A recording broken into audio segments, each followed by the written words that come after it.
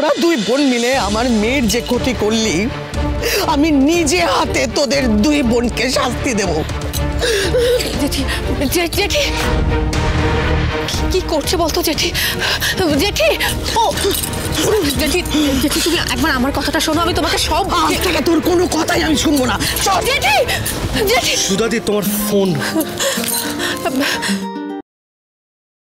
Hello, hello ঝিনুক, বল। দিদি, আমি বিয়ে করেছি। কি বিয়ে?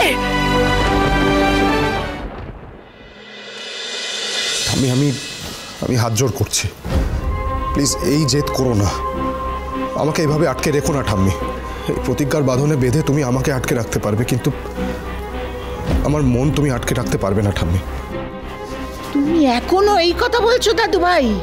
ওই যে মায়াবিনী সুধা, যে তোমার ভাইকে আশীর্বাদ থেকে ভাগিয়ে নিয়ে গেল, যে চ্যাটার্জি বাবুদের আমাদের সম্মানের কথা একবারের জন্য ভাবলো না, যে নিজের বোনের কথা ভেবে ওই তিয়াশা জীবনটাকে নষ্ট করে দিতে একবারও চিন্তা করলো না, তুমি এখনো তার পক্ষ নেবে? সুধার পক্ষ আমি নিচ্ছি না ঠাম্মি, যেটা ঠিক আমি তার পক্ষ নিচ্ছি। মাসিমা, অনেক হয়েছে। এই বিয়েটা যে হবে না সেটা আমরা পরিষ্কার বুঝতে পারছি। সারাটা দিন এখানে কাটিয়ে দিয়েছি, অনেক অপমান সহ্য করেছি, এবার আমাদের যেতে দিন। এই চল তিয়াশা, চল। চ্যাটার্জি বাবু, এইভাবে রেগে চলে যাবেন না। ওই ইন্দ্রজিৎ আর অনিমেষ সমুদ্রকে নিয়ে ফিরলে এখানেই বিয়ের আয়োজন হবে, আমি আপনাকে বলছি। হ্যাঁ হ্যাঁ ঠাম্মি, সব অ্যারেঞ্জমেন্ট হয়ে যাবে, কিন্তু বল কোথায়? হ্যাঁ ঠাম্মি, তুমি কি নিশ্চিত যে সমুদ্র ফিরবে? আমার নাম কাননবালা দেবী, আমি যা বলি সেইটা করে দেখাই। তাই সমুদ্র দাদু ভাইকে আজ এই বাড়িতে ফিরতে তো হবেই, তিয়াশার সঙ্গে ওর বিয়েও হবে, আর আমি দেখি কে আটকায়। সত্যি কেউ আটকাতে পারেনি ঠাম্মি, বিয়েটা হয়ে গেছে।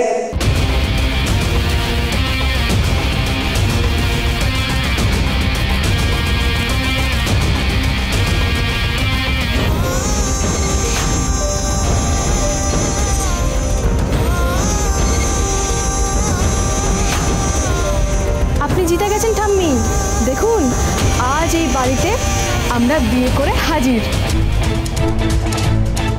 সমুদ্র,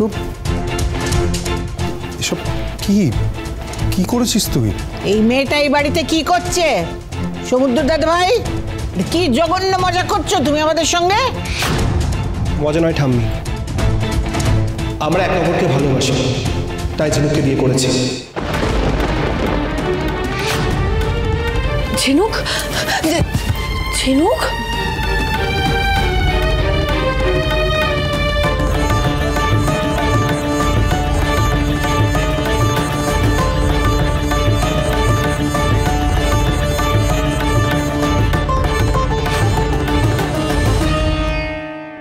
ঝিনুক, তোরা বিয়ে করেছিস?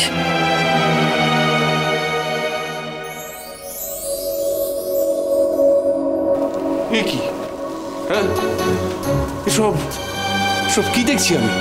সমুদ্র, শামুক, মানে বিয়ে, মানে সুধা, এসব কি হচ্ছে? ঝিনুক কি বলছে? মিস্টার বসু মল্লিক, আমি তো আপনাকে বলেছিলাম সমুদ্র বিয়েটা দোয়েলের সঙ্গে আটকাতে, আপনি তো ঝিনুকের সঙ্গে বিয়ে দিয়ে দিলেন সমুদ্রর। মিস্টার বসু মল্লিক, আমি তো এসবের কিচ্ছু জানতাম না। বিশ্বাস করুন, আপনি ওদেরকে জিজ্ঞেস করে নিন। আমি শুধু ঝিনুককে বলেছিলাম ওকে বাড়ি পৌঁছে দিতে, কি তাই তো সমুদ্র? হ্যাঁ দাদা ভাই। মিস্টার বসু মল্লিক, ওরা যে বিয়ে করে নেবে আমি সত্যি ভাবতে পারিনি। চুপ করো তুমি, আর কত মিথ্যে বলবে? এইবার আমি বুঝতে পেরেছি, ওই সুধাই আমার সমুদ্রকে বিয়ের জালে ফাঁসিয়েছে। নয়তো আমার সমুদ্র তো এরকম কাজ করার ছেলে নয়। বারে দুজন অ্যাডাল্ট মানুষ একে অপরকে ভালোবেসে বিয়ে করেছে, আমরা কি বাচ্চা নাকি যে কেউ আমাদের ভুলিয়ে ভালিয়ে জোর করে বিয়ে দিয়ে দেবে? আর তাছাড়া আপনার তো এমনিতেই সবসময় যত দোষ নন্দ ঘোষ, আপনাকে কি আর বলবো বলুন। কিন্তু জামাইবাবু, তুমিও দিদিকে দোষ দিচ্ছ? আমি কিছুই বুঝতে পারছি না, কি হচ্ছে এগুলো? কেন জামাইবাবু? ভালোবাসা, যেটা তোমার আর দিদির মধ্যে এতদিন বিয়ের পরও হলো না? কি তাই না সমু?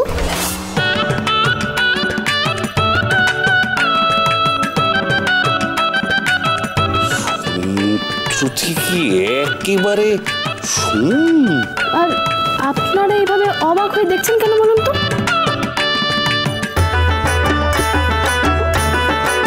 যান শাশুমা, বরণ ডালাটা নিয়ে আসুন।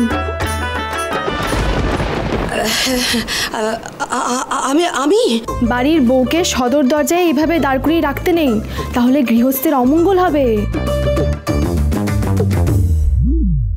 এই মেয়েটার সাহস দেখে তো আমি অবাক হয়ে যাচ্ছি। মিস্টার বসু মল্লিক, এই অপমান কিন্তু আমরা কোনোভাবেই ভুলবো না। আপনার নাতি নাতনিরা কি করছে মাসিমা, সেটা তো আপনার কাছে কোনোই খবর নেই।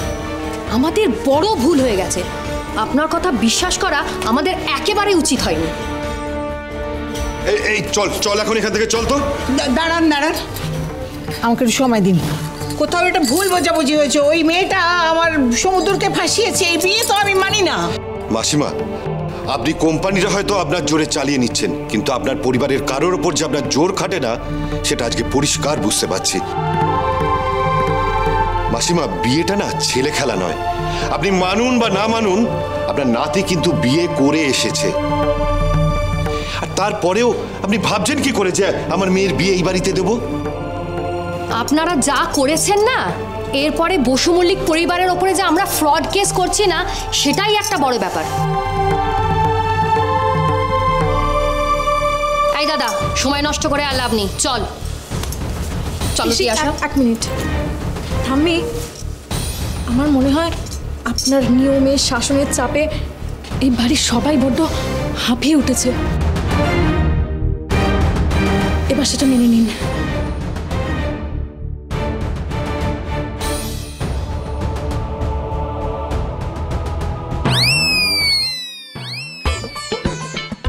ঝিনুক, তুই কিন্তু এটা একদম ঠিক করিসনি।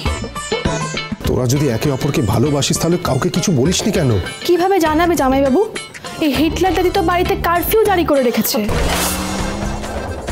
ঝিনুক, তুই এটা কিভাবে কথা বলছিস? দিদি, তুই তো জানিসই জন্মের সময় মা মুখে একটু কম মধু দিয়েছিল আমার, তাই আমি সোজা কথা সোজাভাবে বলতে ভালোবাসি।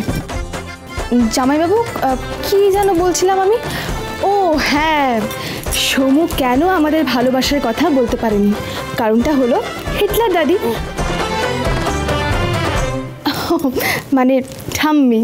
উনি যদি ওনার অনুশাসনের ভাঙা রেকর্ডটা সব সময় না বাজাতেন, তাহলে ওনার নাতি নাতনিরাও বন্ধুর মতো করে ওনাকে সব মনের কথা বলতে পারতো, আর ওনার সবার সামনে এইভাবে নাকটাও কাটা যেত না। তবে এখন আর কোনো চিন্তা নেই, সমুর হয়ে আর এই বাড়ির বাকিদের হয়ে কথা বলার জন্য এই বাড়ির ছোট বউ এসে গেছে। বউ? কে তোমাকে বউ বলে মানছে? ঝেঁটিয়ে বিদায় করবো আমি তোমাকে। কি হচ্ছেটা কি কানন? আপনি বাড়ির ব্যাপারে কোনোদিন কোনো কথা বলেননি, আজও বলবেন না। বলতে হবে।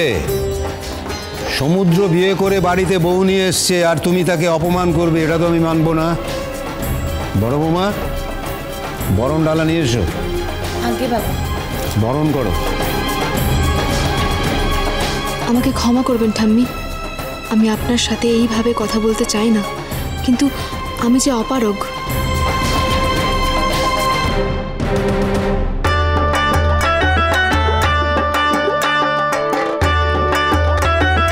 ভীষণ মেজো, আমার কিন্তু বৌমা খুব পছন্দ হয়েছে। বলছো? এমন বৌমা এসছে যে মায়ের মুখের উপর জবাব দিতে পারে। ঠিক বলছো। মা, বরণ করুন। বরণ? ওকে আমি কুলোর বাতাস দিয়ে বিদায় করবো।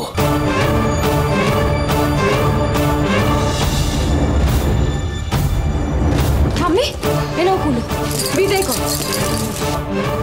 ঠাম্মি,